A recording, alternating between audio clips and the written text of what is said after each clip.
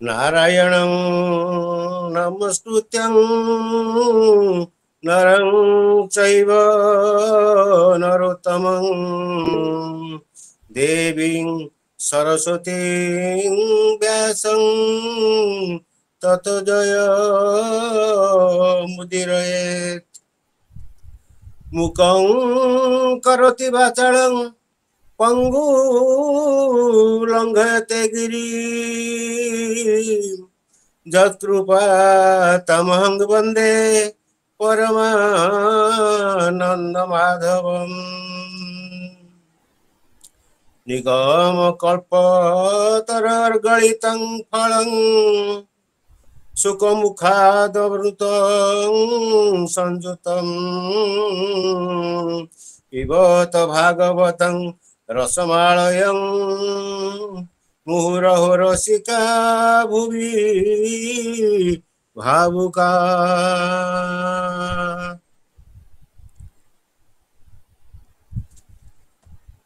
আজি आरंभ करिबा षष्ठ स्कंदर पंचदश अध्याय।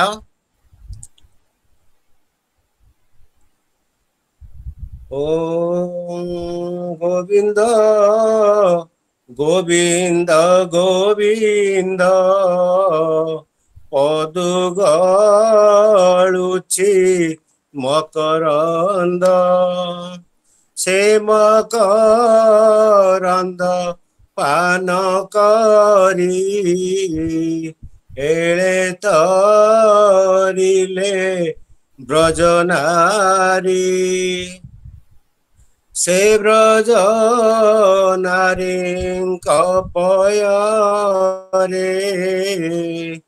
चित मोरहु निरंतरे नारद अंगिरस ऋषि चित्रकेतुर पासे आसी ज्ञान बुझाई कले शांत पंचदशरे हे वृत्तान्त। श्री शुक उवाच शुण सानंदे कुरु श्रेष्ठ से मृत पुत्र निकट शोकरे ज्ञान भ्रष्ट होई चित्रकेतु पड़ी अछई अंगिरा नारद ए दुई मिलिले तार पासे जाई उत्तम वाक्य मान कही बोधु अछंती राजा चाही ओ चित्रकेतु नृपवर तुम्भे जा पाई शोक कर तोहर एक सटई तुही यार किबा होई तोहर सुत पूर्वे ही तु पिता केते जन्म होई एबे तुम्भर सुत एही संसार माया ए अटई जेसने नदी स्रोत जले बालुका न रहे निश्चले ए संजोग विजोग अटई बालुका भासी जाउथाई तेसने प्राणी जथा काले आसई जाई कर्म बळे बीजरु बीज होई नोई प्राणी ते मंत अटई ईश्वर माया रे जगत उत्पत्ति नाश सर्वभूत आम्भे बा तुम्भे आदि जेते चर चर रंक सहिते जन्म मरण आग पछ हुई देख तू प्रत्यक्ष भूतरे करिण ईश्वर जन्माई अखिल संसार प्रतिपालन करी पूर्ण ହତକ ରହି ତତକ୍ଷଣ ଆୟତ ନୁହଁ କାହାରି ବାଳକ ଯେନେ କ୍ରୀଡ଼ା କରି ଦେହରୁ ଦେହ ହୋଇ ଜାତ ରାଜନ ଶୁଣ ଏହି ଚିତ ବୀଜରୁ ବୀଜ ଯେହ୍ନେ ଜାତ ଆତ୍ମାରୁ ନିର୍ମିତ ଜଗତ ଆତ୍ମା ଶରୀର ଭିନ୍ନ କରି ପୂର୍ବେ ଯେ ବିଧାତା ବିଚାରି ହେମ କୁରୁ ହେମରୁ ନାନା ଦ୍ରବ୍ୟ ଯେନେ ଜାତି ସଂଜ୍ଞାରେ करे ଭିନ୍ନେ। ଶ୍ରୀ ଶୁକ ଉବାଚ उत्तम वाक्य विप्रंकर शुणी आश्वस्त नूर्पवर मलिन मुख आपणार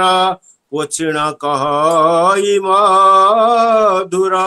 चित्रकेतु उवाच केतु में दुई महाजन अशेष ज्ञाने परिपूर्ण ज्ञानी मानंके तुम्भे कबर अवधूत बेश तुम्भर स्वभावे गुप्त प्राय होई आसी जे अछ तुम्भे दुई विष्णुर दूत जेते लोके पृथ्वी रे भ्रमु थांती सुखे मोहर प्राय दुखी होई संसारे जेते बाछई एहांक हित इच्छा करी से माने बुलंती बिहरी ए गौतम असित देवल कुमार वशिष्ठ कपिल मारकंड व्यास अंगिरा रोमस दत्त वेदशिरा दुर्वासा यज्ञ वल्क्य मुनि ए जातु कर्ण्य बादरायिणी ऋतु ध्वज जे श्रुत देव पंचशिख हिरण्य नाभ कौशल्य नारद आसुरी धम्य व्यच च्यवन पतंजलि रुभु सहिते सिद्धेश्वरे पानी दिलु ए माने भ्रमंती संसारे प्राणी का मंगल कारणे भ्रमुजे शांति अनुक्षणे ए स्वभावे ग्राम्य पशु मोही अंधत मरे बुढ़ी छई एके तुम्हें दुई सिद्ध कह ज्ञान दीपकु मोते दिय। अंगिरा उवाच हे चित्र केतु नूर्पवर मुदेई थिली कुमर अंगिरा नामटी मोहर ए देख ब्रह्मांक कुमार परम विष्णु भक्त यही नारद बोली जाकु कही दुस्तर शोके मग्न तोर देखिलु जौ नूर्पवर ए तोहर योग्य ए नुहई एहा बिचारी आम्भे दुई तोहरे अनुग्रह करी अइलु सुण दंडधारी ए ब्रह्मण्य विष्णु भक्त हे ओ शोके न बुढ़ महाबाहु पूर्वे तो गृहे आसीथिली परम ज्ञान देवी बोली पुत्र विषय मन तोर जानिन देली पुत्र वर एबे तो पुत्र शोक भर अनुभविलु नूर्पवर ऐश्वर्य द्वारा गृह धन भृत्य आमत्य प्रियजन विषय राज्य सैन्य कोश आत्मपुराणे नोहे तोष ए सर्व शोक होम मोह कर भय उदबे घर घर कर्म को ध्याई जेऊ जन करई नाना कर्म मान नाना कर्म रे मन तार प्रवेश होए निरंतर ଏମନ୍ତେ ଦେହି ମାନଙ୍କର ଦେହଟି ଏ ମାୟା ସଂସାର ବିବିଧ କ୍ଲେଶ ଯେ ତାଙ୍କର ସନ୍ତାପ କାରଣ ପାର ଏହି କାରଣୁ ହେ ରାଜନ ଆପଣେ ସୁସ୍ଥ କର ମନ ଏ ବିଶ୍ୱ ସ୍ୱଭାବେ ଅସାର ଦେହର ଗତିକୁ ବିଚାର ଶୋକକୁ ତେଜି ନୃପବର ଆତ୍ମମନକୁ ସ୍ଥିର କର। ନାରଦ ବାଚ ଏ ଯେ ମୋହର ମନ୍ତ୍ର ଦୀକ୍ଷା ସୂଚି ହୋଇଣ କର ଶିକ୍ଷା ଏ ବିଦ୍ୟା ଧରି 7 ଦିନ ଦେଖିବୁ ପ୍ରଭୁ ଶଙ୍କର୍ଷଣ ପଦ ପଙ୍କଜଟି ଯାହାର ଆଶ୍ରୟ କରିଣ ଶଙ୍କର ସର୍ବ ବିଷୟକୁ ଛାଡ଼ିଲେ ତକ୍ଷଣେ ସେ ପଦ ଲଭିଲେ ଏ ତୁମ୍ଭେ ଏ ବିଦ୍ୟାର ପ୍ରସାଦେ ତାହା ଲଭିବ ଅପ୍ରମାଦେ ଏ ବୋଲଇ ଦାସ ଜଗନ୍ନାଥ ହରିଚ ଭାଗବତ ଚିତ୍ରକେତୁ ଶୋକ ଖଣ୍ଡନ ସୁଜନେ ଏଣେ ଦିଅ ମନ ତୁମ୍ଭର ତାପ କ୍ଷୟ ଯାଉ ଶରଣ ମହାବାହୁ। इति श्रीमद् भागवते महापुराणे परमहंस्यां संहितायां षष्ठ केतु शान्तोनं नाम 15 अध्याय 16।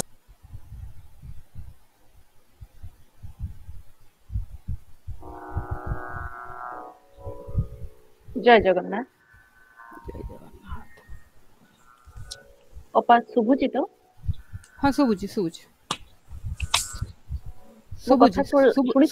हाँ शुभुची शुभुची आगे आगे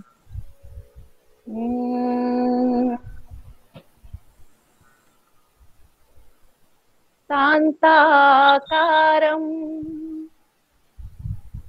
भुजगशयनं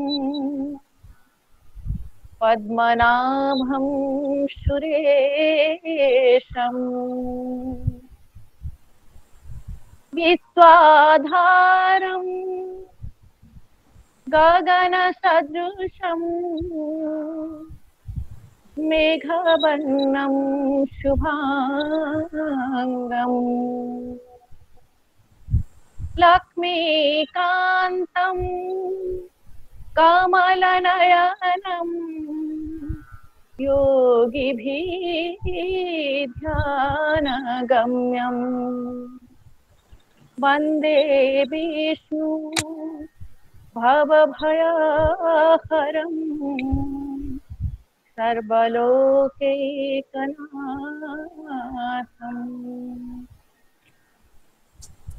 जय जगन्नाथ। मिछ दुनिया रे गोटिए सत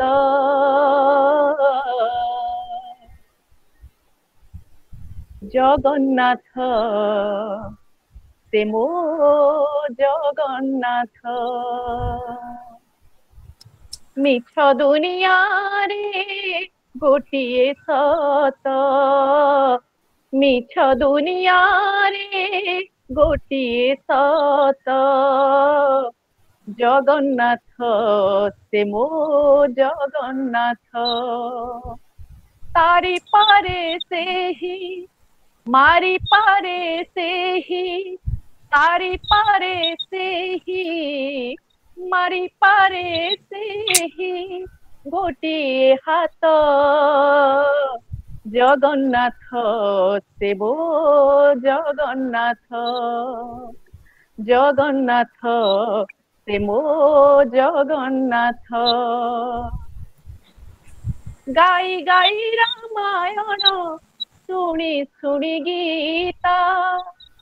ପଢି ପଢି ଭାଗବତ ଥରେ ରାଜା କଥା ଗାଇ ଗାଇ ରାମାୟଣ ଶୁଣି ଶୁଣି ଗୀତା ପଢି ପଢି ଭାଗବତ ଥରେ ରାଜା କଥା ଭଜନ ଜଣାଣ ବା ପୋଥି କି ପୁରାଣ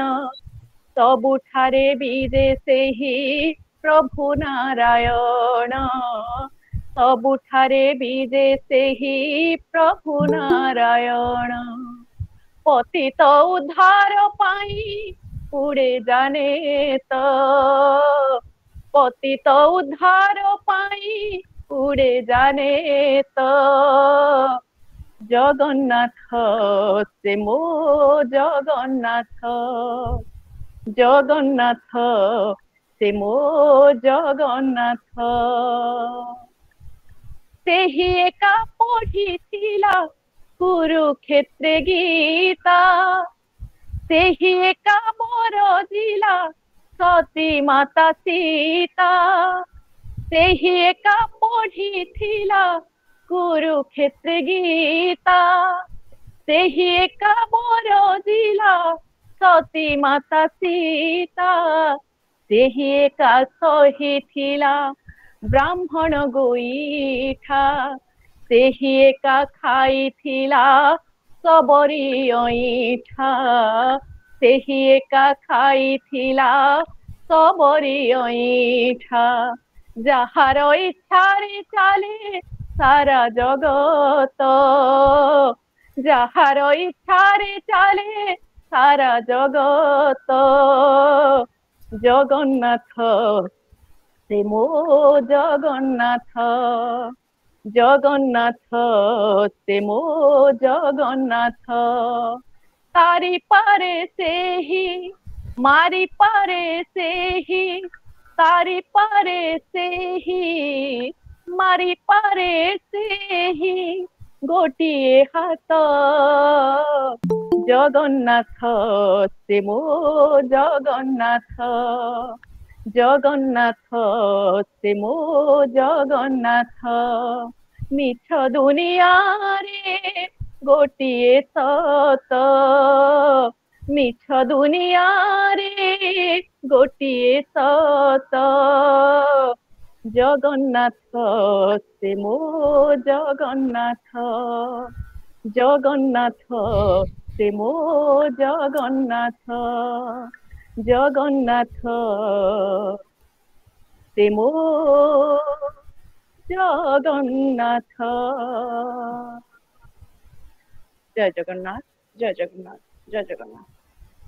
হরি বল কৃষ্ণ বল তু মন আনন্দরে হরি নাম গাই গাই নাচিবা তাথেই রে হরি নাম গাই গাই নাচিবা তাথেই রে হরি নেবে দুঃখ হরি কৃষ্ণ কষ্ট হরি রে হরি নেবে দুঃখ হরি কৃষ্ণ কষ্ট হরি রে কৃষ্ণ নাম হরি নাম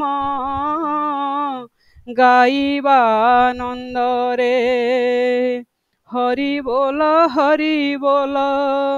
হরি বল ভাই রে রাধে বল রাধে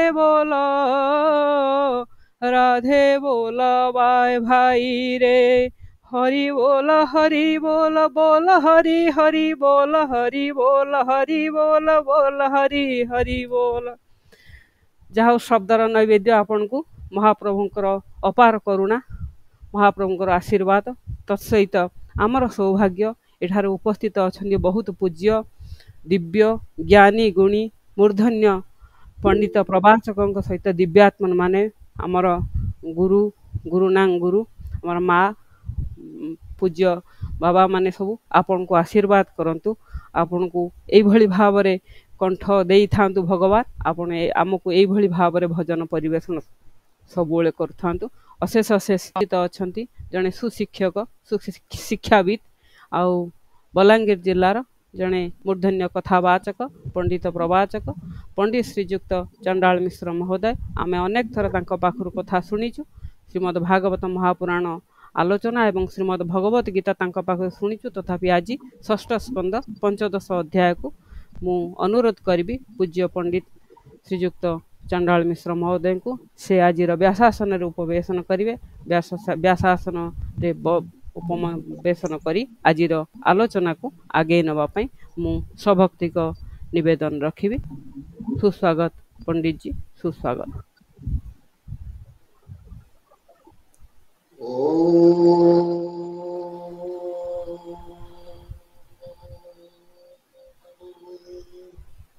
नमो भगवते वासुदेवाय।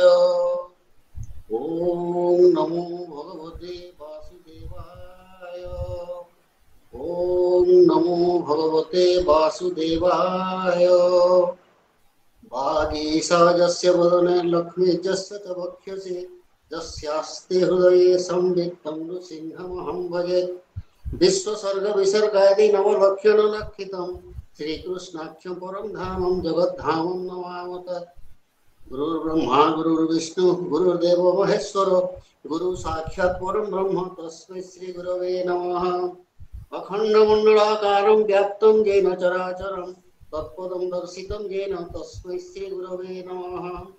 अज्ञानान्तिमिरान्धस्य ज्ञानाञ्जनशलाकया चक्षुरुन्मीलितं येन तस्मै श्री गुरवे नमः। परम करुणामय अखिल ब्रह्मांडर नायक भगवान को चरण कमल यही अधमर शतकोटी प्रणाम। परम गुरु परमेष्ठी गुरु जगत गुरु तथा समस्त प्रत्यक्ष एवं परोक्ष भाव मोर गुरुतुल्य व्यक्ति विशेष को मोर आभूम प्रणाम। जो मानकर प्रचेष्टार आज 143तम संध्यार परमशास्त्र भागवत शुणिबार सौभाग्य आम पाइछु। मुख्यतः साहित्यिक कविबंधु परिवार सभापति श्रीजुक्त देवेंद्र कुमार नायक महोदय यही कार्यक्रम संपादिका परिचालिका संयोजिका यशस्विनी श्रीमती प्रणति महापात्र महोदय कार्यकारी सभापति श्रीजुक्त प्रफुल्ल कुमार दास महोदय समस्त पंडित मंडली विदुषी गण ओंकार ध्वनि करिथिबा सेही महान व्यक्तित्व पारायण थिले वीरकिशोर बाबा महोदय शुभेच्छा ज्ञापन करबा पई आम सहित मार्गदर्शन करबा पई मध्ये आम सहित उपस्थित रहिबे श्रीयुत गोपाल कृष्ण पंडा महोदय धन्यवाद प्रदान करबा पई जे आम सहित रहिबे। सर्वोपरि आजिर कार्यक्रम को उत्सव मुखर करिथिबा भक्तिमय कर देइथिबा सेही यशस्विनी मोर अति आदरर भौणी अलका दास कार्यक्रम रे शामिल होई आम समस्त को मार्गदर्शन करुथुबा आलोचना करुथुबा समीक्षा करी उपयुक्त मार्गदर्शन करुथुबा सत्पथगामी हवा पाई आमको जे प्रेरणा जोगौछंती सेही समस्त गुरुजन एवं सर्वोपरि मोर पूजास्पद गुरुदेव श्रीयुक्त श्याम सुंदर दास महोदय आपण मान समस्त पदकमल यही अधमर अनेक अनेक कृतज्ञता धन्यवाद एवं आभूम प्रणाम ज्ञापन करी आजिर यही षष्ठ स्कंध पंचदश अध्यायर आलोचना आरंभ करी उपस्थापन करिवार ए जो दुस्साहस बा धृष्टता करूची सेतिपई निहाती आपण माने त्रुटि मार्जना करिवे। एई दासानुदास केबे बोधे साहित्य पढ़ी नथिला केबे भागवत पढ़ी नथिला किंतु आपण मानकर सदिच्छा आज ए भागवत आलोचना रे मते शामिल करई पारिछि एइटा मोर परम सौभाग्य बोली मु विवेचना करे। इत्यवसर रे आमे षष्ठ स्कंधर चतुर्दश अध्याय पर्यंत पुंखानुपुंख भाव में शुणी सारीचु। तारि भितरे मो पई केते गुड़िए अभेद्य दुर्ग निहाती कहबी जहाँ को भेद करि पारि नाही सेही भलिया केते गुडे जिंस रही जाइछि जेहेतु आजिर आलोचनार विषय वस्तु वा अध्यायटी अति छोट सर्वप्रथमे मु से अभेद्य दुर्ग संबंध रे आपण मानक पाखरे उपस्थापन करिवि जदि भूल करूथां ताहले त्रुटि मार्जना करिवे प्रथमे सेही अभेद्य दुर्गर अवतारणा कर सारला परे एई क्षुद्रतम अध्याय उपरे मोर यथाशक्ति आलोचना रखिबि प्रथमटी हला एई षष्ठ स्कंधर नवम अध्याय रे विश्वरूपर निधन परे यज्ञर समापन करबा पई त्वष्टा ऋषिंकर प्रचेष्टा एवं सेतेबेले से गोटे अग्नि को आवाहन करथिले आपण माने संस्कृत भागवत रे देखिबे अन्वा हार्य पचन अग्नि ताकू लिखा जाइछि दक्षिणाग्नि मध्ये लिखा जाइछि साधारणतः वेदज्ञ पंडित माने कर्मकांडी ब्राह्मण माने जेतेबेले पूजा अर्चना करंती सेतेबेले विभिन्न प्रकार अग्निर आवाहन करा जाए हवन करबा पूर्वरु यथा वैष्णवाग्नि आवाहन करा जिबार मु देखिछि सुनिछि शांति नामक अग्नि को आवाहन करा जाए शैव नामाग्नि मध्ये आवाहन करा जाए एभली अनेक गुडे अग्निर आवाहन करा जाए सेही शब्द गुडिकर अर्थ को यदि हम अनुशीलन करबा सेथिरे किछि गुडे विशेषता रहिछि किंतु अन्वा हार्य पचन अग्नि बाय दक्षिणाग्नि तार विशेषत्व कोन थिला से काहे कि से अग्नि आवाहन करथिले मोर सेटा कल्पना बाहर रहि गला द्वितीयतः आपण माने सुनिचंती जेतेबेले त्वष्टा ऋषि यज्ञ समापन करबा पई बा पुरस्चरण करबा पई अग्नि आवाहन कले एवं मंत्र उच्चारण कले तांकर उद्देश्य थिला जे तांकर पुत्र हंता इंद्र को बध करबा पई से गोटे शक्तिर आवाहन करिवे सेथिरु एभली गोटे शक्तिर उत्पन्न हेई पारे जे इंद्र को बध करिवो सेही जगह रे महान महान ऋषि माने मंत्र उच्चारण करुथिले सेही मंत्र उच्चारण रे भूल रही गला जहा पूर्व आलोचना रे रहितिला मु देखुतिली बही रे सेही शब्दटी थिला इंद्र शत्रु विवर्धस्व सेठी लेखा हेची जेतेबेले से माने मंत्र उच्चारण कले सेही माने इंद्र शब्द को उदात्त चित्त रे बा उदात्त कंठ रे उच्चारण करथिले किंतु शत्रु शब्द ताहाकु अनुदात्त भाव रे उच्चारण करथिले फलतः तार मीनिंग चेंज हो जाइतिला एवं इंद्र हंता परिवर्ते इंद्रଙ୍କ द्वारा बध योग्य जने असुर जहाको हम वृत्तासुर उपाख्यान रे पढि सारिछु तार उत्पत्ति हेतिला मोर कहिबार अर्थ हैला उदात्त एवं अनुदात्त एइथिरे जो विभेदता रहितिला सेदिन पंडित महाशय आलोचना करूथिले यारी ऊपर सेटा मोर बोधगम्य हेइ नथिला तेनु एटा पुनी आपण मानक सम्मुख रे मु आउ थरे उपस्थापन करूछि बधयोग्य इंद्रंकर द्वारा बधयोग्य पुत्र उत्पन्न हला परे मोर कहीं की संदेह हुए आजिर जो वैदिक ब्राह्मण माने जो माने पूजा अर्चना करी जीविका निर्वाह करूछंती बा यजमानर शुभकामना करूछंती सेही व्यक्ति विशेष माने जे भली भाव मंत्र उच्चारण करूथुबार हम शुणुछु मोर कहीं की संदेह हुए जो सकामी भक्त माने यज्ञ करंती से सकामी मानकर कामना केते दूर सिद्ध हबो एइटा मोर संदेह हुए तृतीयतः प्रारंभ रे पारायण रे हम समस्त सुनी सारिजु नारद अंगीर सरुषि चित्रकेतुर पासे आसी ज्ञान बुझाई कले शांत पंचदश रे वृत्तांत राजा चित्रकेतु को से शोकरु निवृत्त करबा पई एवं चित्रकेतु हृदय रे ज्ञानर उद्गीरण करबा पई समवेत होइचंती तांको सहित शामिल होइचंती महर्षि नारद एवं अंगिरा सुखदेव कहउचंती सुनो सानंदे कुरु श्रेष्ठ से मृत पुत्रर निकट शोकरे ज्ञान भ्रष्ट होई चित्रकेतु पड़ी अछई अंगिरा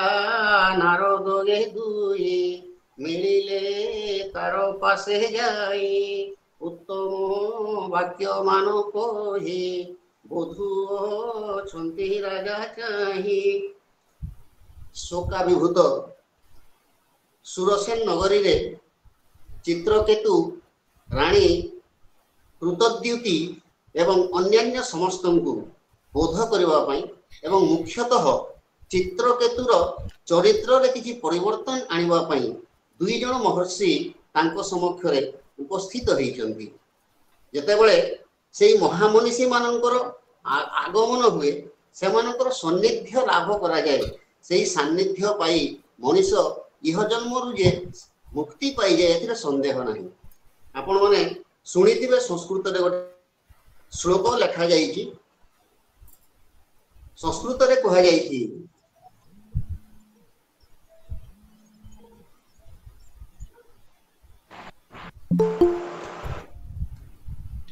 न चलति खलु वाक्यम सज्जनानां कदाचित्।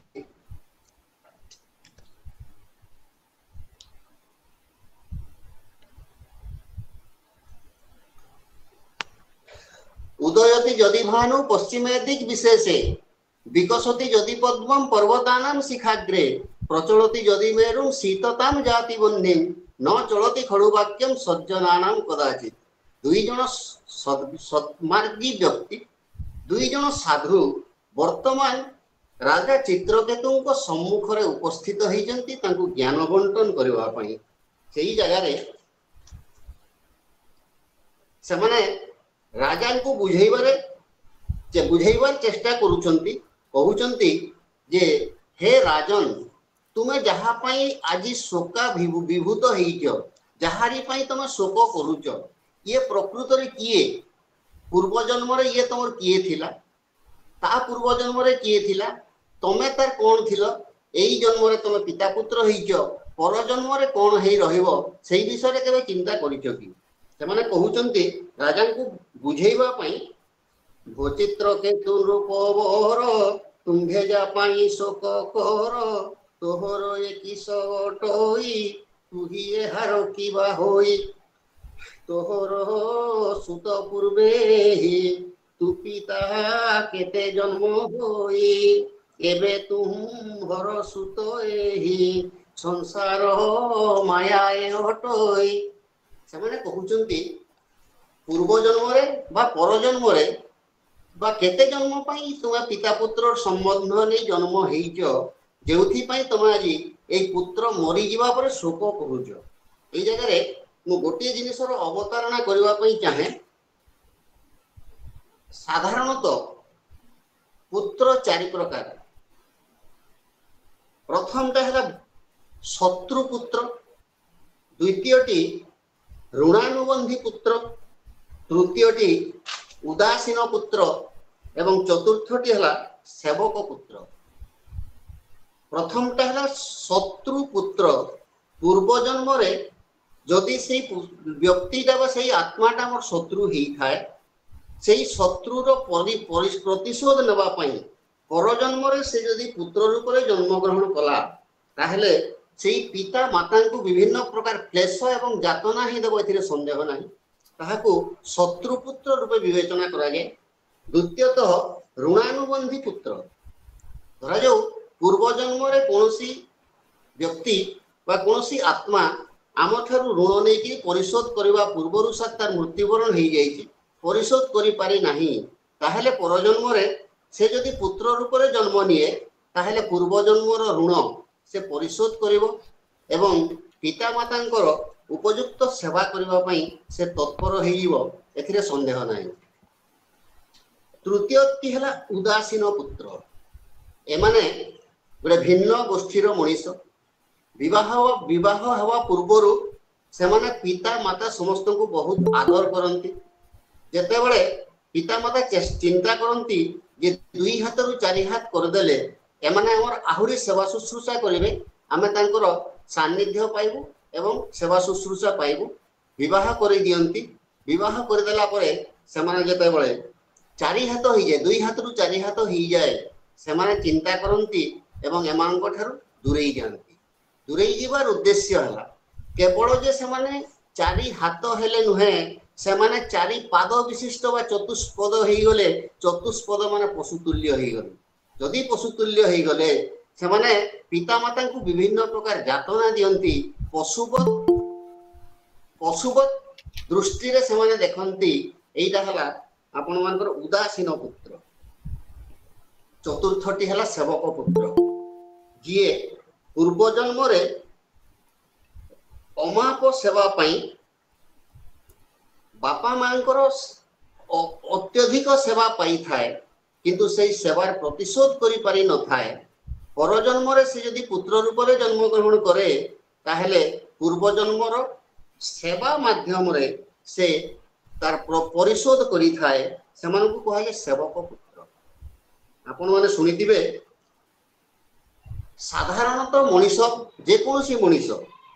से साधारणतः सेवा पाइबा पाई जेतिकी आशाई सेवा करिबा पाई आदौ आशाई नुहे से केवल सेवा पाइबो अन्य को सेवा करिबो नाही एई भलिया मनीष पृथ्वी रे अनेक आपण माने देखिबे माता पितांकर सेवा एवं भगवानंकर प्रसन्नता पाई यदि सेवा करा जाए ताहले आमे भगवानंकर सान्निध्य पाई परिबा एइटा केही प्राय लोक बुझंती नाही एठी गोटे उपाख्यान संबंध रे मु आपण मानक सम्मुख रे उपस्थापन करिवि स्कंध पुराण रे वर्णित पुंडरीक उपाख्यान माता पितांकर सेवा करिबा पई पुंडरीक नामक जने व्यक्ति बहुत तत्पर थिले दिन राति सब बेले से माता पितांकर सेवा शुश्रूषा ही करुथांती सेवा व्यतीत तांकर अन्य कोनोसी कार्य ही न थाए तांकर सेवा रे भगवान विष्णु एते प्रसन्न ही गले जे हठात दिने आसिकी पुंडरीकंकर सान्निध्य रे सम्मुख रे पहुंची गले उद्देश्य थिला पुंडरीकं को भगवान दर्शन देवे स्वयं भक्त भगवान निकट में पहुंचवा पूर्वर भगवान भक्तर एते अधीन से आसिकी पहुंची जाइछंती पुंडरीक को दर्शन देवा पई भंगा घर बसैबा पई जगह न थाए पुंडरीक घर गोटे कोण रे बापांकर सेवा शुश्रूषा करुथाए एवं सेथरु आदौ विचलित भी हो न थाए घर सामना रे गेट रे आसिकी भगवान विष्णु निजे दंडायमान एइटा भी तार दृष्टिर अंतराल रे रही जाई थाए एभली परिस्थिति रे किछि समय भगवान अपेक्षा कला परे से पुंडरीकं को आह्वान करंती जे पुंडरीक मु तुमको दर्शन देवा पई तुमर सान्निध्य पाइबा पई मु वर्तमान तुम सम्मुख रे उपस्थित तुम मो पाखु टिके आस पुंडरीक कहिले आपनक निकट को जीवा पई मोर किछि असुविधा नाही किंतु वर्तमान मु बापांकर सेवा रे एते नियोजित जदि से सेवार विच्युति हुए तो बापांकर निद भांगी जाई पारे तांकर जो रेस्ट नहीं छथि से रेस्ट रे व्याघात सृष्टि ही पारे तेणु आपण अपेक्षा करंतु मु बापांकर सेवा कर सारला परे आपनकर निकट निहाती पहुंचीबी एतिकी कही से गोटे इटा बढ़ाई देले से गेट पाखरे इटा ऊपर ठिया हेकी अपेक्षा करबा पई भगवान को से कहिले भगवान सेठी छिड़ा हेचंती अनेक समय बीती गला परे भी पुंडरीकर ध्यान नथिला भगवान ऊपर भगवान व्यस्त विव्रत हो गले किंतु भक्तर अधीन जेहेतु सेई पत्थर ऊपर बा सेई इटा ऊपर से पत्थर हेकी रही गले वर्तमान पर्यंत सेई पत्थर मूर्ति सेई जगह रे रहिछि अंटारे हाथ भार दे भगवान छिड़ा हेचंती एटा विठल भगवान कर गोटे दृष्टांत एथिरु बुझा पड़े जे पुत्र जे सेवा परायण पुत्र से तार पिता माता को बा जहार सेवा करुथाए ताहाकु ही से सबु बोली विवेचना करे तार पाखरे भगवानकर मध्य कोनोसी अस्तित्व रहे नाही किंतु से सेवा माध्यम रे भगवान को पाइबा पई चेष्टा करे तो एठी भगवान नारद एवं अंगिरा उभय छिड़ा हेकरी उभय राजा सम्मुख रे उपस्थित हेकी पचारुचंती जे तू जहा पाई शोक करूचु से प्रकृत रे तोर पुओ तो पूर्व जन्म रे बा पर जन्म रे से तोर कोन थिला तू चिंता करिचु एई विषय से पचारिला परे सेठी कहउचंती तोहर सुत पूर्वे ही तू पिता केते जन्म होई केते जन्म पर्यंत तू यार पिता ही जन्म होइतिलु जोथि पई तू आज दाबी करूछु एटा मोर पुत्र बोली एबे तुम्हर सुत एही संसार माया ए अटई तू जहा चिंता करूछु मु तार बापा से मोर पुओ एटा केवल सांसारिक माया मात्र तेणु एई मायारू विच्युत हेई तू उपयुक्त मार्ग को फेरिया एई उद्देश्य रे उभय ऋषि चित्रकेतु राजा को बुझाइबा पई प्रचेष्टा करूछंती उदाहरण छଳରେ ସେମାନେ କହିଲେ जे सोने नदी स्रोत जोड़े बालुका न रहे निश्चले जेतेबेले नदी रे पानी प्रवाहित होउथे नदी रे थिबा बाली गरुडा गुड़िक इतस्तत हेई जानती केतेबेले केते गुडे बाली गरुडा एकाठी हेई जाउथांती पुणी के समय विच्छिन्न हेई जाउथांती तो एठी कहिबार तात्पर्य हैला आमे जहाको पिता पुत्र बा स्त्री बा झियो जा विवेचना करूछु एइटा से बाली गरुडा सदृश से माने ए सांसारिक स्रोत रे भासमान हेउतबा केते गुडे बाली गरुडा सदृश केते बेले से जल स्रोतर प्रभाव रे एकाठी हेई जाउथांती तो पुणी केते बेले से माने परस्पर ठार विच्छिन्न हेई जाउथांती एथिरे कोनोसी संदेह नहीं सेति आहुरी उदाहरण दिया जाई पारे पिला माने जेते बेले खेलुथांती बाली घर तयारी करंती एवं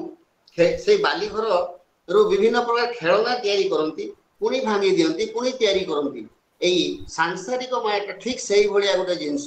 आमे समस्ते एकाठी हेई जाउछु से बाली घर भली एवं पुणी समय स्रोत रे भासी गला बेले आमे पुणी परस्पर ठार विच्छेद हेई जाउछु एथिरे कोनोसी आश्चर्य हेबा नाही एइटा भगवानकर गोटे माया मात्र जे सोने नदी स्रोत जोड़े बालुका न रहे निश्चले संयोग वियोग हुए बालुका भासी जाऊ थाए तेसने प्राणी यथा काणे आसई जाई कर्म बड़े ठीक से भलिया से बाली गरडा बा से छुआ मानकर बाली घर बड़ी ए संसार रे अनेक प्राणी आसुथांती जाउथांती एटा गोटे नित्य नैमित्तिक कारबार बोली कि से माने बुझौचंती पुणी कहले बीजरू विजय होई नोही प्राणी के तेमंत बटई बीजरू बीज होई नही गोटिए बीजरू गोटे उद्भिद सृष्टि हुए सेही उद्भिदरू फल सृष्टि हुए सेही फलरू बीज पुणी सृष्टि हुए किंतु समस्त बीजरू आ गोटे उद्भिद सृष्टि हुए नहीं अनेक बीज सेथुरु ध्वंस पाई जाती बीजरू बीज होई नही प्राणी को तेमंत अटे मनीष माने भी ठीक से भलिया आमे जते बेले सांसारिक बंधन रे बांधी ही जाउछु किए केते बेले कार पुत्र ही गला किए केते बेले कार कन्या ही गला किए केते बेले कार स्त्री ही गला एटा तार कोनोसी यत्ता ही न थाए जेपरि कि ईश्वर माया रे जगत उत्पत्ति नाश सर्वभूत भगवानंकर माया रे एई सब आतजात होउथाए एपरि कि से मुनि ऋषि मनीष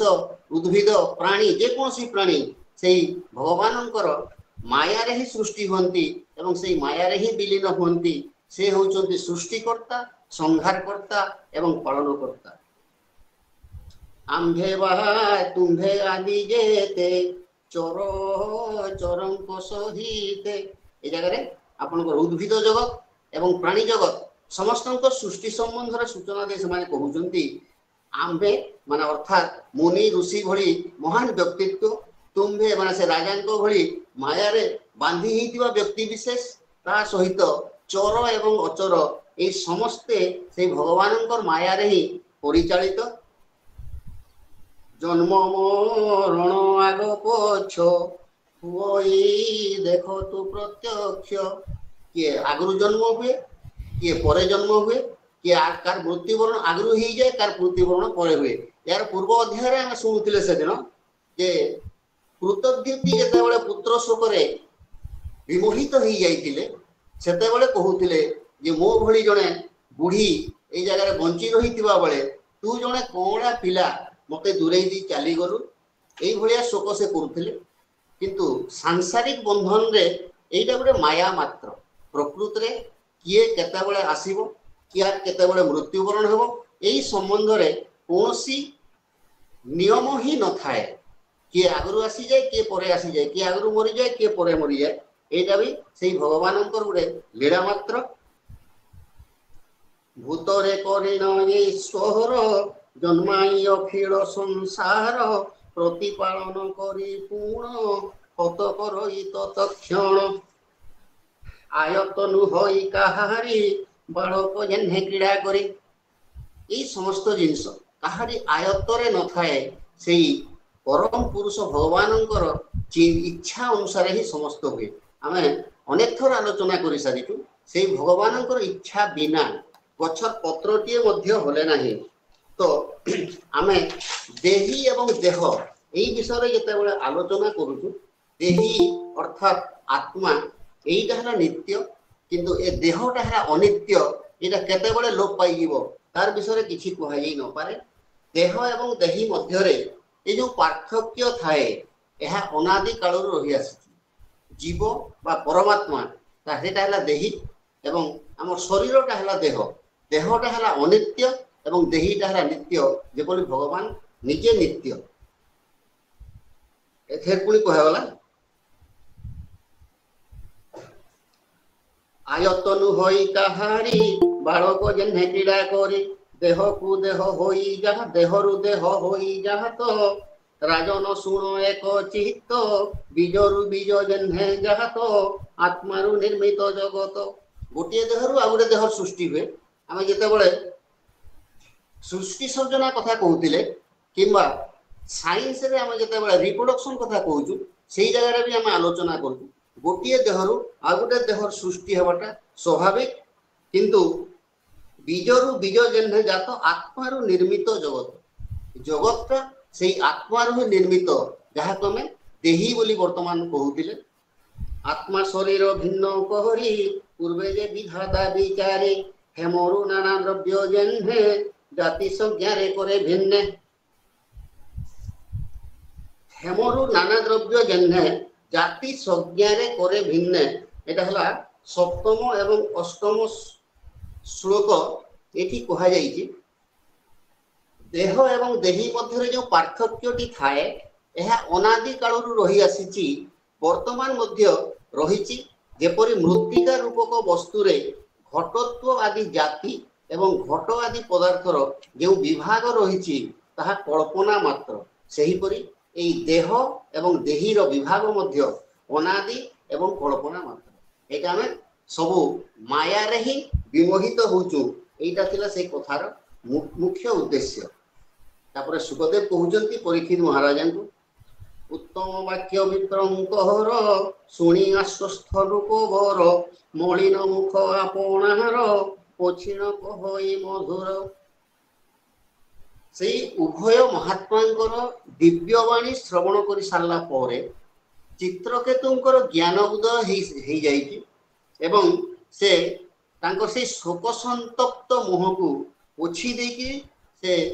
समानकु पचारुछंती से महर्षि द्वयं को चित्रकेतु उवाच केतुंभे दुई महाजन अशेष ज्ञाने परिपूर्ण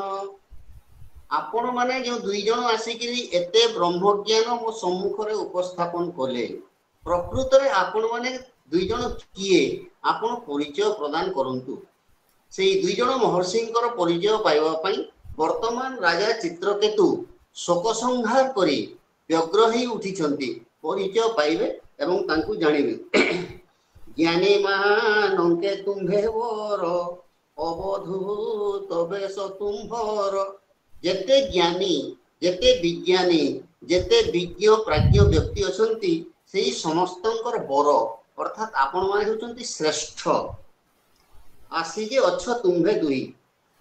अवधूत बेश धारण करी आपण माने मो सम्मुख रे काहीकि उपस्थित हेले एई संबंधी सूचना आपण प्रदान करंतु एति आहुरी कहउचंती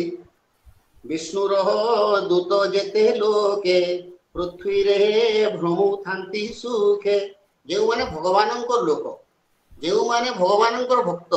सेई माने पृथ्वी रे सब बेले भ्रमण करूथांती काहीकि भ्रमण करंती मोहर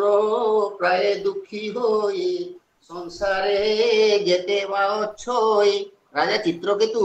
ଏଠାରେ ନିଜକୁ ଜଣେ ମହାନ ଦୁଃଖୀ ବୋଲି ବିବେଚନା କରୁଛନ୍ତି ଏବଂ ସେଇ ଦୁଃଖୀ ମାନଙ୍କର ଉଦ୍ଧାର ଉଦ୍ଦେଶ୍ୟରେ ଆପଣ ମାନଙ୍କ ଭଳି ବିଜ୍ଞ ପ୍ରାଜ୍ଞ ବ୍ୟକ୍ତି ଗୁପ୍ତ ବେଶରେ ସଂସାରରେ ପରିଭ୍ରମଣ କରନ୍ତି ମାର୍ଗଦର୍ଶନ କରିବା ପାଇଁ। ଏହାଙ୍କ ହିତ ଇଚ୍ଛା କରି ସେମାନେ ବୁଲନ୍ତି ବିହରି। ସେଇ ଅଜ୍ଞ ବା ଜ୍ଞାନହୀନ ବ୍ୟକ୍ତି ମାନଙ୍କୁ ମାର୍ଗଦର୍ଶନ କରିବା ପାଇଁ ବିଷ୍ଣୁ ଭକ୍ତ ମାନେ ସବୁବେଳେ ଏଇ ପୃଥିବୀରେ ବିଚରଣ କରୁଥାନ୍ତି। ଅନେକ ଋଷି ମୁନିଙ୍କର ନାଁ ଏଇଠାରେ ସେ ରାଜା କହୁଛନ୍ତି, ଯେପରିକି ସନତ କୁମାର, ନାରଦ, ଋଭୁ, ଅଙ୍ଗିରା, ଦେବଳ, ଅସିତ, ଅପାନ୍ତରତମ, ବ୍ୟାସ, ମାର୍କଣ୍ଡେୟ, ଗୌତମ, ବଶିଷ୍ଠ, ଭଗବାନ ପରଶୁରାମ, କପିଳଦେବ, ସୁକଦେବ, ଦୁର୍ବାସା, ଯାଜ୍ଞବଲ୍କ୍ୟ, ଜାତୁକର୍ଣ୍ୟ, ଆରୁଣୀ, ଲୋମସ, ଚ୍ୟବନ, ଦତ୍ତାତ୍ରେୟ, ଆସୁରୀ, ପତଞ୍ଜଳି, ଦେବଶିରା, ବୋଧ୍ୟମୁନି, ପଞ୍ଚଶିରା, ହିରଣ୍ୟନାଭ, କୌଶଲ୍ୟ, ଶ୍ରୁତଦେବ, ଋତଧ୍ୱଜ ପ୍ରଭୃତି। ତାର ବାହାରେ ଅନେକ ସିଦ୍ଧେଶ୍ୱର ଋଷିମାନେ ମଧ୍ୟ ଜ୍ଞାନ ପ୍ରଦାନ କରିବା ପାଇଁ, ଜ୍ଞାନଭୃଷ୍ଟ ମଣିଷକୁ ସନ୍ମାର୍ଗରେ ପରିଚାଳିତ କରିବା ପାଇଁ ସବୁବେଳେ ପୃଥିବୀରେ ବିଚରଣ କରୁଥାନ୍ତି। ସେଇମାନଙ୍କ ମଧ୍ୟରୁ ଆପଣ ପ୍ରକୃତରେ କିଏ, ଆପଣ ପରିଚୟ ପ୍ରଦାନ କରନ୍ତୁ। ଜଗନ୍ନାଥ ଦାସଙ୍କର ଭାଗବତରେ ସେଇଟା ବର୍ଣ୍ଣନା କରାଯାଇଛି। ସେମାନେ ବୁଲନ୍ତି ବିହରି, ଗୌତମ, ଅସିତ, ଦେବଳ, କୁମାର, ବଶିଷ୍ଠ, କପିଳ, ମାରକଣ୍ଡ, ବ୍ୟାସ, ଅଙ୍ଗିରା, ରୋମସ, ଦତ୍ତ, ବେଦଶିରା, ଦୁର୍ବାସା, ଯାଜ୍ଞବଲ୍କ୍ୟ, ମୁହୁନି, ଜାତୁକର୍ଣ୍ୟ, ବାଦୟାୟୋହଣି, ଋତଧ୍ୱଜ ଯେ ଶ୍ରୁତଦେବ, ପଞ୍ଚଶିଖ, ହିରଣ୍ୟନାଭ, କୌଶଲ୍ୟ, ନାରଦ, ଗାସୁରୀ, ଧୌମ୍ୟଚ୍ୟ, ବନ, ପତଞ୍ଜଳି, ଋଭୁ ସହିତେ ସିଦ୍ଧେଶ୍ୱରେ, ଏମାନେ ଭ୍ରମନ୍ତି ସଂସାରେ। ଏଇସବୁ ମୁନି ମାନେ ପୃଥିବୀରେ ଏଇ ବିଷୟ ଭୋଗରେ ଜର୍ଜରିତ ମଣିଷ ସମାଜକୁ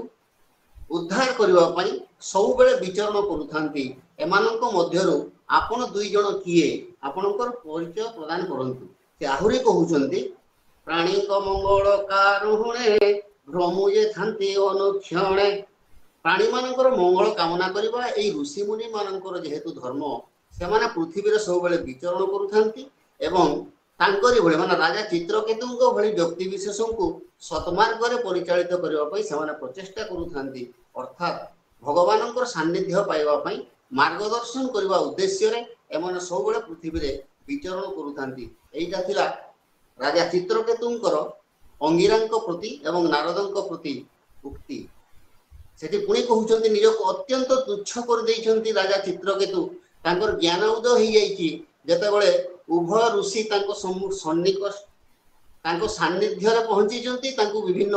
ଉପଦେଶ ଦେଇ ସାରିଛନ୍ତି। ସେତେବେଳେ ସେ ନିଜକୁ ଅତ୍ୟନ୍ତ ତୁଚ୍ଛ ମନେ କରି କହୁଛନ୍ତି, ସ୍ୱଭାବେ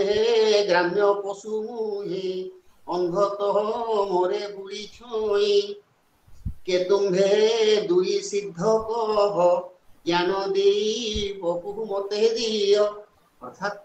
ଆପଣମାନେ ନିଜର ପରିଚୟ ପ୍ରଦାନ କରନ୍ତୁ। ମୋ ଭଳି ଜଣେ ତୁଚ୍ଛ ଗ୍ରାମ୍ୟ ପଶୁକୁ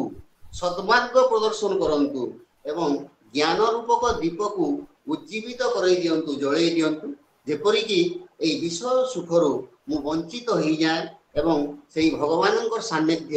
ପାଇବା ପାଇଁ ମୁଁ ଆଗଭର ହୁଏ। ସେଇ ମାର୍ଗ ଆପଣମାନେ ମତେ ପ୍ରଦର୍ଶନ କରନ୍ତୁ। ତାପରେ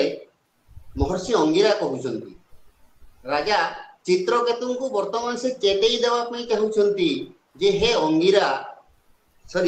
ଅଙ୍ଗିରା ଋଷି କହୁଛନ୍ତି ଚିତ୍ରକେତୁଙ୍କୁ, ହେ ରାଜା, ବହୁ ବର୍ଷ ପୂର୍ବରୁ ମୁଁ ଆସିଥିଲି ତୁମର ସମ୍ମୁଖକୁ। ଉଦ୍ଦେଶ୍ୟ ଥିଲା ଭିନ୍ନ, କିନ୍ତୁ ତମର ଲାଳସାକୁ ଉଜ୍ଜୀବିତ କରିବା ପାଇଁ, ତୁମ ଲାଳସାକୁ ସିଦ୍ଧ କରିବା ପାଇଁ ସେତେବେଳେ ମୁଁ ମୋର ନିଜର ମାର୍ଗରୁ ନିବୃତ୍ତ ହେଇଥିଲି ଏବଂ ତୁମକୁ ଗୋଟେ ପୁତ୍ର ପ୍ରଦାନ କରିଥିଲି। ଅଙ୍ଗିରା କହୁଛନ୍ତି, ହେ ଚିତ୍ରକେତୁ ରୂପ ବହର,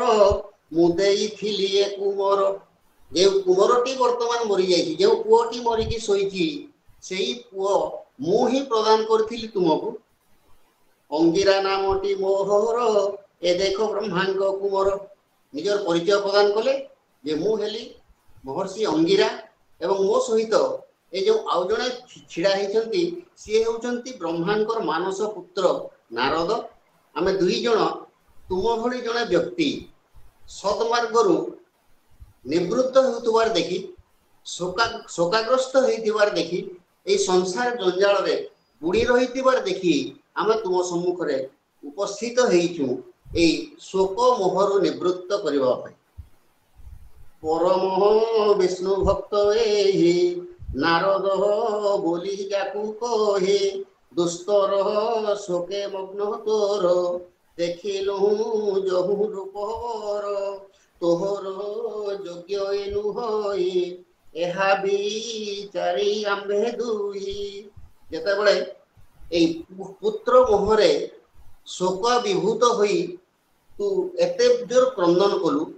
तते सेइथिरु निवृत्त करबा पई आमे दुई जन तो सम्मुख रे उपस्थित होइछु एई पुओटी मु ही तते देइतिली बसेटी चेतेई देले शोक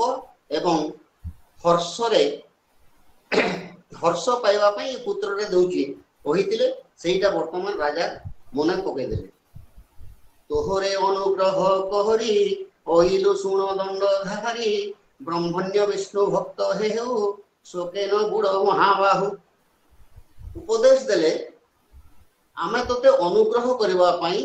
तो सम्मुख रे वर्तमान उपस्थित हेइजु तू जने ब्रह्मण्य विष्णु भक्त हेइकिरी निज मार्गरू तू अपसरी गलु निजर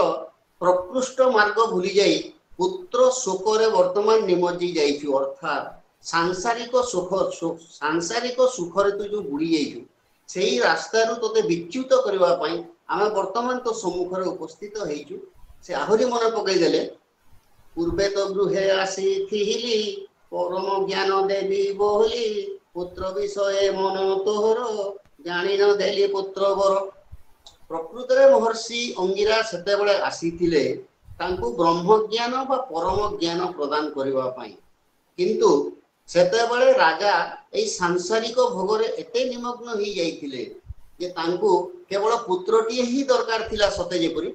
एवं महर्षि अंगिरा को से पुत्रटी ही मागिथिले एवं परिशेष रे अंगिरा से पुत्रटा ही देइगिरी जाइथिले एटा मने पगै दउचंती वर्तमान चित्रकेतु राजा को अंगिरा ऋषि एबे तो पुत्र शोक भर अनुभव बिलु रूपर पुत्र पाइलु पुत्र विच्छेद कोन सेटा भी तू अनुभव करि सारिचु पुत्र पाइबार हर्ष एवं विषाद उभय पाई सारला परे एबे आमे तोते उत्तम ज्ञान प्रदर्शन करबा पई उभय आसीचु एटा वर्तमान अंगिरा ऋषि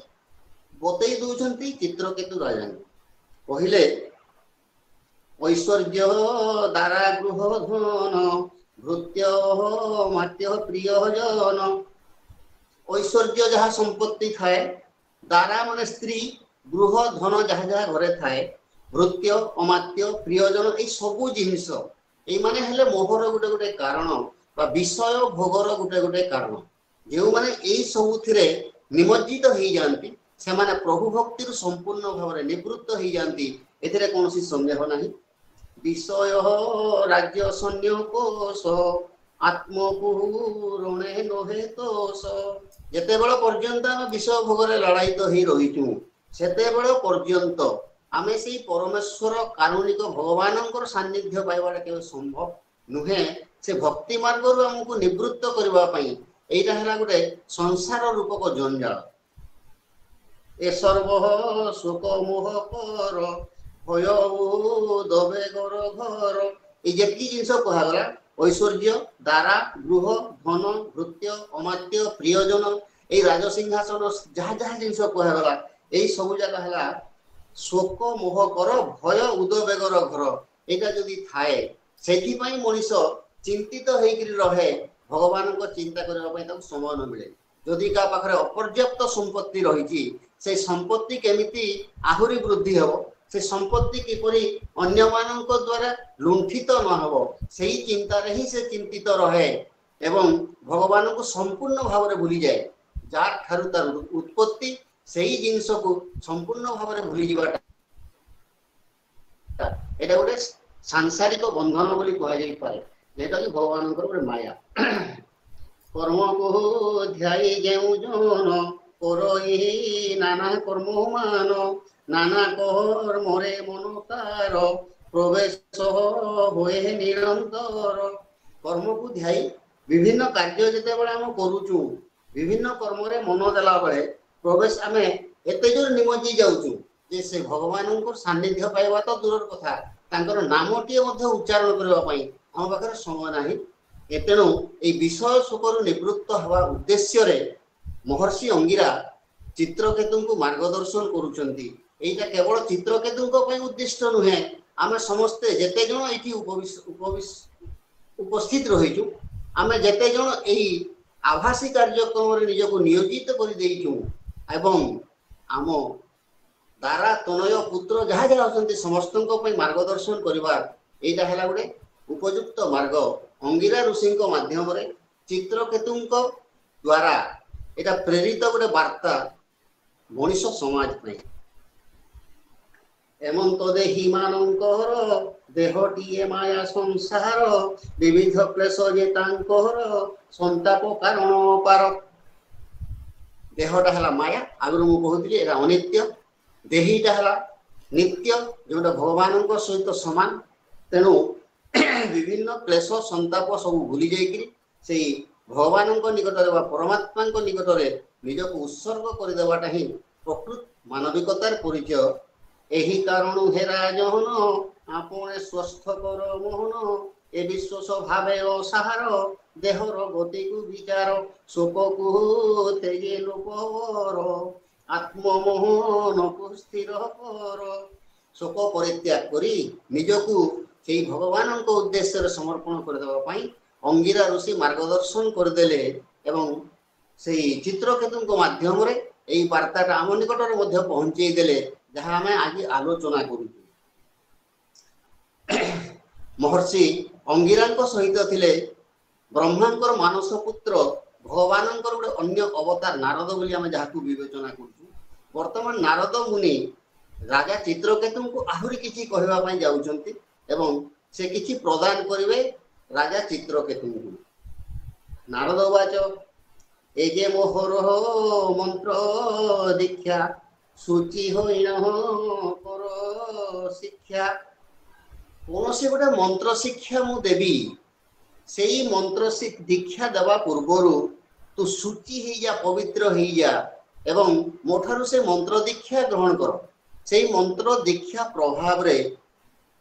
ଏ ବିଦ୍ୟା ଧରି 7 ଦିନ ଦେଖିବୁ ପ୍ରଭୁ ଶଙ୍କର୍ଷଣ। ଶେଷ ଦେବଙ୍କୁ ପାଇବାର ଗୋଟେ ମାର୍ଗ ପ୍ରଦର୍ଶନ କରୁଛନ୍ତି ମହର୍ଷି ନାରଦ ଚିତ୍ରକେତୁ ରାଜାଙ୍କୁ। 7 ଦିନ ପର୍ଯ୍ୟନ୍ତ ସେହି ବିଦ୍ୟା ଧାରଣ କଲେ ପ୍ରଭୁ ଶଙ୍କର୍ଷଣଙ୍କୁ ପାଇବାର ମାର୍ଗ ଉନ୍ମୁକ୍ତ ହେଇଯିବ। 7 ଦିନ ମଧ୍ୟରେ ଶଙ୍କର୍ଷଣଙ୍କୁ ପାଇବାର ମାର୍ଗ ସେ ଦେଖେଇ ଦେଲେ। ଏଠି କହୁଛନ୍ତି ପଦ ପଙ୍କଜଟି ଯାହାର ଆଶ୍ରୟ କରିନ ଶଙ୍କର। ସ୍ୱୟଂ ଭଗବାନ ଶଙ୍କର ମଧ୍ୟ ସେଇ ପଦ ପଙ୍କଜକୁ ଆଶ୍ରୟ କରି ଭଗବାନ ଶଙ୍କର୍ଷଣଙ୍କର ଦର୍ଶନ ବା ସାନ୍ନିଧ୍ୟ ପାଇଥିଲେ, ଯାହାର ପ୍ରଭାବରେ ସର୍ବ ବିଷୟକୁ ଛାଡ଼ିଲେ ତକ୍ଷଣ ସେ ପଦ ଲଭିଲେ। ସେ ଛାଡ଼ିଦେଲେ ତାଙ୍କର ସମସ୍ତ ପ୍ରକାର ଲୋଭ ମୋହ ଯାହା ଯାହା ଥିଲା ଛାଡ଼ି ଦେଇକିରି ଭଗବାନ ଶଙ୍କରଙ୍କର ସାନ୍ନିଧ୍ୟ ଲାଭ କଲେ ଏବଂ ବର୍ତ୍ତମାନ ଯେଉଁ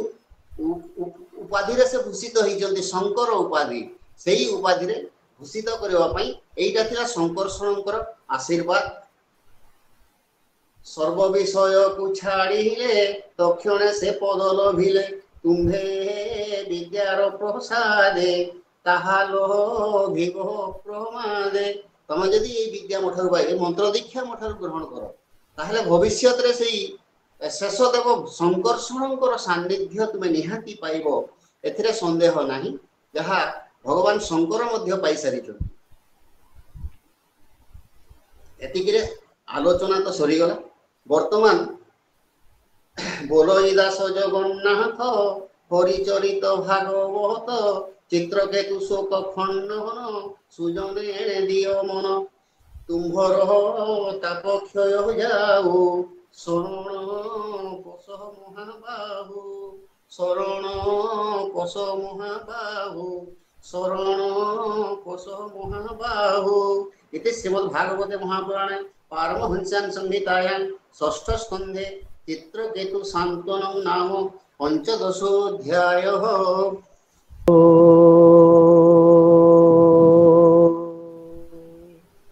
ओम गं गं गणपतये नमः गं गुरुभ्यो नमः ऐं सरस्वती नमः। नीलाचलनिवासाय नित्याय परमात्मने बलभद्रसुभद्राभ्यां जगन्नाथाय ते नमः। कृष्णाय वासुदेवाय देवकी नंदनाय च नन्दगोपकुमाराय गोविन्दाय नमो नमः। नीलाम्बुजश्यामलकोमलाङ्गं सीतासमारोपितवामभागं बाणो महासायकसारुचापं नमामि रामं रघुवंशनाथं। कर्पूरगौरं करुणावतारं हंसारसारं भुजगेन्द्रहारं सदा वसन्तं हृदयारविन्दे भवं भवानी सहितं नमामि। जगतरनाथ जगन्नाथ महाप्रभु सद्गुरुदेव स्वामी शिवानंद महाराज, स्वामी शिवानंद महाराज, मर्यादा पुरुषोत्तम श्री रामचंद्र भगवान, लीला पुरुषोत्तम श्री कृष्णचंद्र भगवान, प्रेम पुरुषोत्तम श्री चैतन्य महाप्रभु आज दिव्य संध्यारे दिव्य सत्संगे जो दिव्य पुरुष मानकर समागम से मानक भितर आमर पूज्य श्याम सुंदर बाबू महोदय एवं आमर आज वक्ता पूज्य चंडाल मिश्र महोदय एवं अन्य माने आमर यही संगठन सभापति संपादिका एवं अन्य कर्मकर्ता वृंद तथा अन्यान्य आमर जो पूज्य प्रवाचक पंडित पंडिता गुणी ज्ञानी ये समस्त हृदय विराजमान तथा श्रोता एवं मातृमंडली समस्त हृदय विराजमान से परम ब्रह्म परमात्मा चरण कमल गुरु साष्टांग धन्यवाद। आज अध्यायटी आम विशेषकर सांसारिक मनुष्य मान अति दरकारी अति प्रযোज्य। शुक महाराज अति सुंदर भाव या वर्णना करछन्ते एवं प्रथम से या तो आज प्रवाचक महोदय अति सुंदर भाव वर्णना करछन्ते से कौन पद छाड़ी ना समस्त पद को से वर्णना करी तार गुरुत्व तार भितर थिबा अंतर्निहित अर्थ को से आम सम्मुखें उपस्थापित करछन्ते एवं तार बहुत गुड़े उदाहरण भी देइछ। ए सब गुड़ाक मत कौन विषय नुआरे कहबार से आवश्यकता नहीं बोली अनुभव करुच्ची तथापि कर्तव्य दृष्टि किसी कहवाक चाहूँगी। शुक आज आरंभ करछन्ते जे शुण सानंदे कुरु श्रेष्ठ बोली कहले आनंद शुणा कहले सेपट तो चित्रकेतु कांदुंट पूर्व अध्याय आम गथर जो पढ़ी ता विषय समस्त जानी चित्रकेतु अयुत राणी थे किंतु कहारी ठार कृत संतान है ना। फिर अंगिरा महर्षि आसते किसी उपदेश देवाई आम परवर्ती समय बहुत मुनि ऋषिंर ना शुणिले एवं ताकू माँ अति सुंदर भाव आमर ये जो भागवत आलोचना भितर से समस्त को नहीं आसिले जे से जमी आमको से उपदेश दौ सुंदर कथा से ही सुंदर कथा को रजा को आनंद शुण बोली कहीं कहले सी तो दुख गोटे आसी माने जोटा संसार पाई ए जगत पाई जे दुख करुचे कांदुचे से मुहरे ताकू देखी ज्ञानी गुणी माने हसंत अरे एटा कौन स्थायी कि जे आसल तो सी जीव अर्जुन कर मोहला प्रथम विषाद अर्जुन विषाद जो मन दुख कर कांदिले शोक कले शेष धनुषर को तले रखिदे युद्ध करी नहीं बोली कहीदेले भगवान हस हस मुहर कहले थरे गाड़ी देदेले तापर गीतार କଥା ଆରମ୍ଭ କଲେ। ଯେଉଁ କଥା ଆମର ଏଠି ଆରମ୍ଭ କରିଛନ୍ତି ଅଙ୍ଗିରା ମହର୍ଷି। ହେଲେ ସେଇ କଥାଟି ହେଲା ତାଙ୍କର ତ ପୁତ୍ର ସନ୍ତାନ ନଥିଲା। ଅଙ୍ଗିରା ଆସିଲେ, ତାଙ୍କୁ ମହାରାଜା ତ ନିବେଦନ କଲେ, ସେ ଯଜ୍ଞ କରି ତାର ଚରୁ ତାଙ୍କର ମହାରାଣୀକି ଦେଲେ। ମହାରାଣୀଙ୍କର ଗୋଟେ ସୁନ୍ଦର ପୁତ୍ର ସନ୍ତାନ ଜନ୍ମ ହେଲା ଏବଂ ସେଇ ପୁତ୍ର ସନ୍ତାନକୁ ଅନ୍ୟ ଯେଉଁ ରାଣୀ ଥିଲେ ଐତ ରାଣୀ, ସେମାନଙ୍କର ତ ସନ୍ତାନ ହିଁ ନା ସେମାନେ, ଏବଂ ସେମାନେ ପୁଣି ଈର୍ଷା ପରାୟଣ ହେଇ ତାକୁ ବିଷ ଦେଇଦେଲେ। ତାର ମୃତ୍ୟୁରେ, ତାର ବିଚ୍ଛେଦରେ ସମସ୍ତ ରାଜ୍ୟବାସୀ ଯେଉଁମାନେ ଆନନ୍ଦ ହେଉଥିଲେ, ତାଙ୍କର ପୁତ୍ର ସନ୍ତାନ ନଥିଲା, ଆମର ଭବିଷ୍ୟତ ରଜା ଆମେ ପାଇଲୁ, ସେ ସମସ୍ତଙ୍କ ନିରାନନ୍ଦ ହେଇଗଲେ, ସମସ୍ତେ କାନ୍ଦିଲେ। ଏଇଭଳି ସମୟରେ କେତୁ ଏବଂ ରାଣୀ ସମସ୍ତେ ରୋଦନ କରୁଛନ୍ତି। ତାଙ୍କୁ ବୁଝେଇବା ପାଇଁ ପୁଣି ଆସୁଛନ୍ତି ମହର୍ଷି ଅଙ୍ଗିରା, ସାଙ୍ଗରେ ନାରଦଙ୍କୁ ବି ଧରି ଆସିଛନ୍ତି। ସେଇଥିପାଇଁ ଏଠି ଶୁକଦେବଙ୍କୁ କହିଲେ ଯେ ଗୋଟେ ଆନନ୍ଦ କଥା, ବଡ଼ ମଉଜିଆ କଥାଟା ଶୁଣ ବୋଲି କହିଲେ, ଯେ ଗୋଟେ ପୁତ୍ର ସନ୍ତାନର ବିୟୋଗରେ କେମିତି ସମସ୍ତେ ଅଧୀର ହେଇ କାନ୍ଦନ୍ତି, ଯୋଉଟା ସାଧାରଣ କଥା, ସେଇଟା ଏଠୁ ବୁଝଉଛନ୍ତି ଅତି ସୁନ୍ଦର ଭାବରେ। ଅଙ୍ଗିରା କହୁଛି, ଆରେ ତୁମେ ଯାହା ପାଇଁ ଶୋକ କର, ତୋହର ଏକିଶ ଅଟଇ କହିଲେ, ଅସତ୍ୟା ନାନୁସତ୍ୟସ୍ତୁ ପ୍ରଜ୍ଞାବାଦାଂଶ ଭାଷସେ ଗତାସୁନ ଗତାସୁଂସ ନାନୁସୂତି ପଣ୍ଡିତା। ୟାର ଠିକ ଅନୁବାଦଟା ଏଠି ହେଇଛି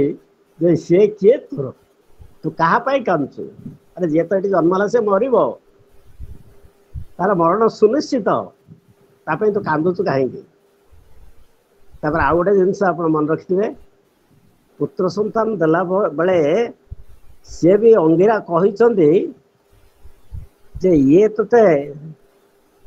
ଚିତ୍ର କେତୁ ନୃପବର ହୋଇବ ଏକ ତ କୁମର, କିନ୍ତୁ ହରସ ଶୋକ ଦେବ ତୋରେ କହି ନ ଗଲେ ମରିବ। ହର୍ଷ ଜାତ କରିବ, ଶୋକ ବି ଜାତ କରିବ। ସେ ଜନ୍ମ ହେଲା ବେଳେ ଆନନ୍ଦ, ମଲା ବେଳେ କାନ୍ଦ, ଏଇ ସବୁ ଗୁଡ଼ାକ ସେ କହିକିରି ଯାଇଥିଲେ। ଏଣୁ ଏଇ କଥାଟା ଶୁଣ ବୋଲି ଏଠି ଆନନ୍ଦରେ ଶୁଣ ବୋଲି କହି ଦଉଛନ୍ତି ଶୁକ ମହାମୁନି ପରୀକ୍ଷିତ ମହାରାଜ। ଅର୍ଥାତ୍ ଏଠି କହିବାର ଉଦ୍ଦେଶ୍ୟ, ପରୀକ୍ଷିତଙ୍କ ମନରୁ ସଂସାର ଯଦି କିଛି ବାସନା ରହିଥିବ, ଯଦି କି ପୁତ୍ର ସନ୍ତାନ ବା ତାଙ୍କର ରାଜ ପରିବାର ପ୍ରତି ଯଦି ଆସକ୍ତି ଥିବ, ସେ ଆସକ୍ତି ଏଠି ଛଡ଼େଇବା ପାଇଁ ସେ କଥା କହୁଛନ୍ତି। ସେଠି ସେ କହିଲେ ଏବଂ ସେଇ କଥା ଇଏ କହିଲେ, ଅଙ୍ଗିରା କହୁଛନ୍ତି ତାକୁ। ଅଙ୍ଗିରା କହିଲା ପରେ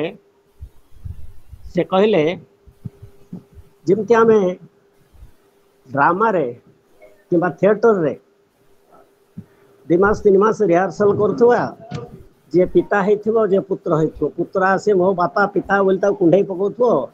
ଏବଂ ପିତା ବି ପୁତ୍ର ବୋଲି ତାକୁ କୁଣ୍ଢେଇ ପକାଉଥିବ। ସେ 2 ମାସ ସରିବ, ଡ୍ରାମା ସରିଲା ପରେ ଯଦି ସେ ପିତା କେବେ ତାଙ୍କ ଘରକୁ ଯିବ, ମୋର ପୁଅରେ ବୋଲି କୁଣ୍ଢେଇ ପକେଇଲେ, ତାଙ୍କ ଘର ଲୋକ ତାକୁ ବାଡ଼େଇବେ, ସେ ପିଲା ବି ଶୁଣିବ ନାହିଁ। ଏଇଭଳି ଘଟିଥିଲା ଅଭିମନ୍ୟୁ ଆଉ ଅର୍ଜୁନଙ୍କ ସହିତ। ଅର୍ଜୁନ ଯେତେବେଳେ ଇଏ ସରିଲା, ଯୁଦ୍ଧ ସରିଲା, ସମସ୍ତଙ୍କୁ ଭୁଲିଗଲେ, କିନ୍ତୁ ଅଭିମନ୍ୟୁକୁ ଭୁଲି ପାରିଲେ ନାହିଁ। ଅଭିମନ୍ୟୁ ପାଇଁ ଶୋକ କରୁଛନ୍ତି।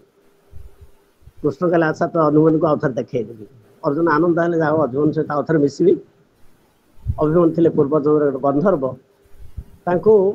ଧରିଗଲେ ସ୍ୱର୍ଗକୁ। ଗଲା ପରେ ସେ ଚିହ୍ନେଇ ଦେଲେ, ସେଠି ଏଇ ଗନ୍ଧର୍ବ ତୋର ଅଭିମନ୍ୟୁ ହେଇ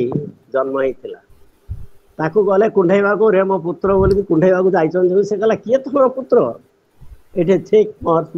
ଅଙ୍ଗିରା ଯେମିତି କହୁଛନ୍ତି, ଆରେ ଗୋଟେ ନାଟକ ଅଭିନୟ କଲା ଭଳିଆ ମୁଁ କିଛି ଦିନ ଥିଲି ତମ ଘରେ ସେଠି। ସେ ନାଟକ ସରିଲା, ନାଟକ ସରିବା ପରେ କିଏ କାହାର ପୁଅ ନାହିଁ କି କିଏ କାହାର ବାପା ନାହିଁ। ଅର୍ଜୁନଙ୍କର ସେଠି ଜ୍ଞାନ ଆସିଲା, ବୁଦ୍ଧି ଆସିଲା, କୃଷ୍ଣଙ୍କ ସହିତ ଫେରି ଆସିଲା। ଏଇଭଳି ବହୁତ କଥା ଘଟୁଛି ଆମର ଜୀବନରେ। ଗୋଟେ ସତ କଥା, ଗୋଟେ ଘଟଣା ଗୋଟେ କହିବି। ଥରେ ଜଣେ ଭକ୍ତ ଶିବାନନ୍ଦ ମହାରାଜଙ୍କର ତାଙ୍କ ପାଖକୁ ଗଲା, ଆଜ୍ଞା ମୋ ପୁତ୍ର ସନ୍ତାନ କିଛି ନାହିଁ, ମୋତେ ଗୋଟେ ପୁଅଟେ ଦିଅନ୍ତୁ। ସେ କହିଲା, ହଉ ଠିକ ଅଛି, ତୋର ପୁଅଟେ ହବ। ତାର ପୁଅଟେ ହେଲା କିଛି ଦିନ ପରେ, କିନ୍ତୁ ବର୍ଷକ ପରେ ସେ ପୁଅଟା ମରିଗଲା। ଠିକ ଏଇଭଳି ଘଟଣା ଗୋଟେ। ବର୍ଷକ ପରେ ମରିଗଲେ, ସେ ବିରକ୍ତ ହେଇ କହିଲେ, ସ୍ୱାମୀଜୀ मते पुत्र संतान वर प्रदान कले पुत्रटे है से मरीगला एमती कहीं वर देले मत कही से दिव्य जीवन संघ प्रति गोटे वितृष्णा तार आसला से कौन जगह आसला नहीं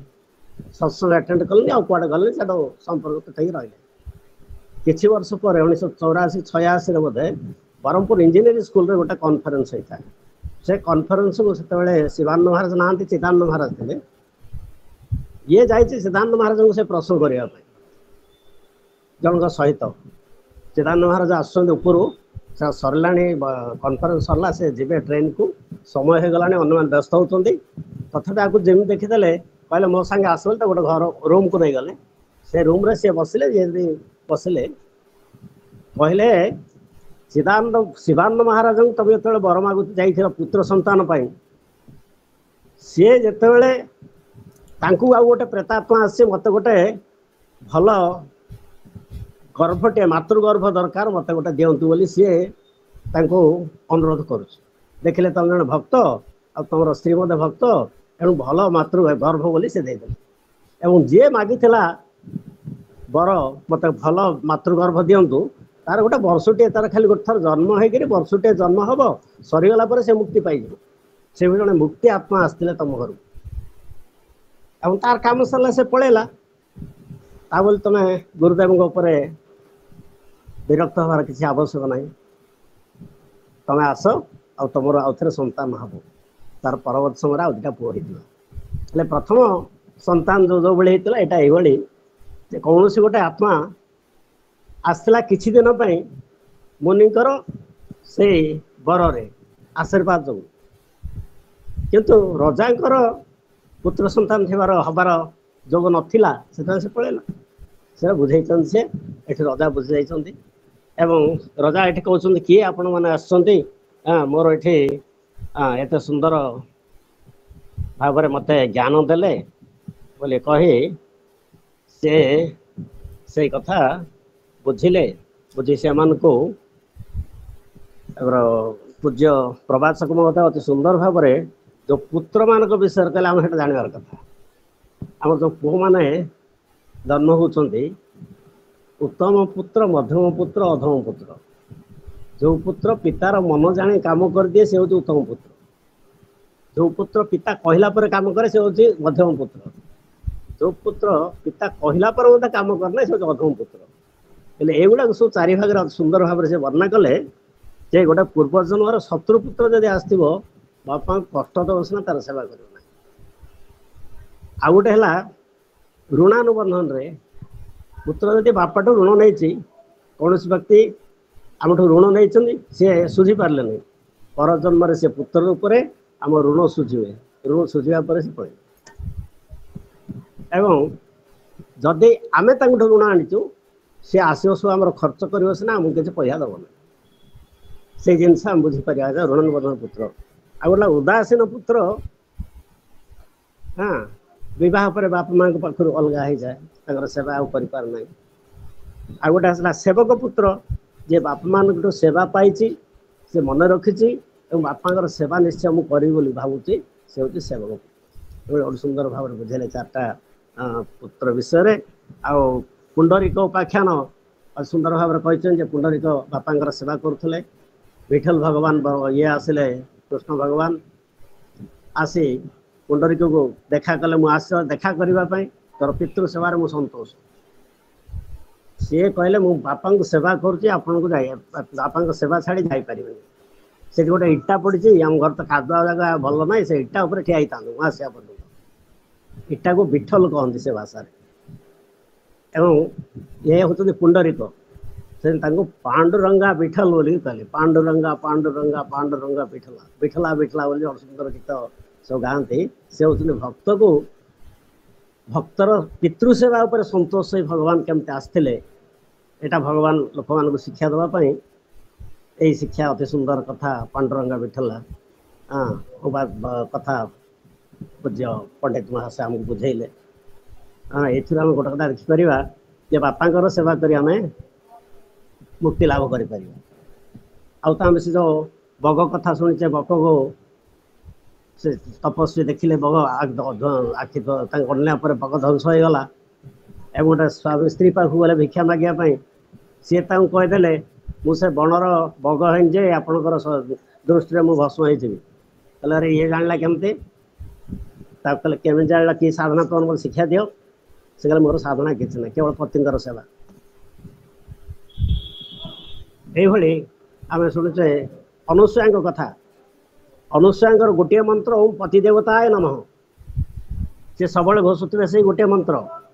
ଭଗବାନ ମନ୍ତ୍ରକୁ ଭଗବାନଙ୍କର କୌଣସି ମନ୍ତ୍ର ସେ ଜପ କରୁନଥିଲେ। ଓಂ ପତି ଦେବତାୟ ନମଃ ସେଇ ମନ୍ତ୍ରରେ ଜପ କରି ଇଏ ବ୍ରହ୍ମା ବିଷ୍ଣୁ ମହେଶ୍ୱରଙ୍କ ଉପରେ ପାଣି ଛିଞ୍ଚି ଦେଲେ। ସେମାନେ ସବୁ ଛୋଟ ଛୁଆ ହେଇଗଲେ। ଦେଖନ୍ତୁ ପିତାଙ୍କର ସେବା, ପିତାମାତାଙ୍କର ସେବା ଏବଂ ସ୍ୱାମୀଙ୍କର ସେବାର ମହତ୍ଵ କେତେ, ଏଇ ସବୁଥିରୁ ଆମେ ଶିକ୍ଷା ଲାଭ କରିପାରୁ।